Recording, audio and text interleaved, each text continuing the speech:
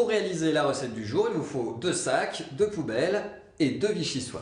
Bonjour Émilie. Bonjour Loïc. Les ingrédients à vous procurer pour trier, c'est super facile à trouver, on en a tous beaucoup trop chez nous, ce sont nos déchets. Est-ce que vous triez tous les jours, Émilie? Oui, bien sûr. Alors pourquoi est-ce que c'est important pour vous? On produit des déchets tous les jours et ça paraît indispensable de faire un geste pour les recycler. Alors il y a au moins 3 bonnes raisons pour trier tous les jours chez vous au quotidien. Alors la première est écologique, puisque ça permet d'économiser les matières premières, de produire de l'énergie et de limiter les nuisances qui sont liées à l'élimination de nos déchets. La deuxième raison est économique, puisque ça va permettre de fournir des matières secondaires de qualité qui sont très appréciées sur les marchés. Et la troisième raison, c'est une raison sociale, puisque la collecte, le tri et le recyclage vont permettre de créer de très nombreux emplois. Et tout démarre chez vous, jour après jour. Vous allez voir que cette première étape de tri est capitale pour toute la suite des opérations. Alors c'est parti, 1 minute pour tout trier, top chrono. Alors Émilie, je comprends vite, mais expliquez-moi lentement. On va commencer avec les papiers, cartons et bouteilles en plastique.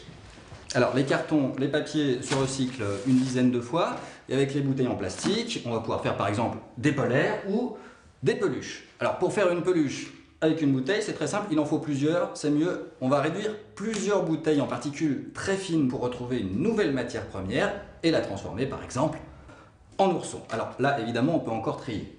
Alors, on a aussi les briques de lait, les briques de jus de fruits, les canettes de soda ou les boîtes de conserve, dans le sac jaune également. Donc dans le sac jaune également, pour avoir une idée plus concrète, avec 500 canettes, on va pouvoir fabriquer par exemple une chaise en métal, avec des boîtes de conserve, avec seulement 8 boîtes de conserve comme celle-ci, on va pouvoir refondre une casserole pour faire cuire les raviolis.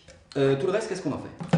Alors, il nous reste les pots de yaourt, les barquettes de polystyrène, les couches, tout ça on ne peut pas les recycler, donc dans le sac gris. Donc ils vont avec tous les autres déchets ménagers dans le sac gris pour être stockés, traités, puis valorisés, c'est ce qu'on va voir tout à l'heure. Pour les épluchures, par exemple, alors vous pouvez les mettre dans le sac gris, mais le mieux, ce serait encore de les composter. Reste l'assiette, qu'est-ce que j'en fais?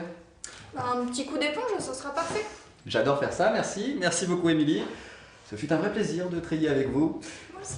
La recette du jour s'affiche juste au bas de votre écran pour que vous puissiez bien noter chaque étape et ne rien oublier. Surtout pas l'éponge.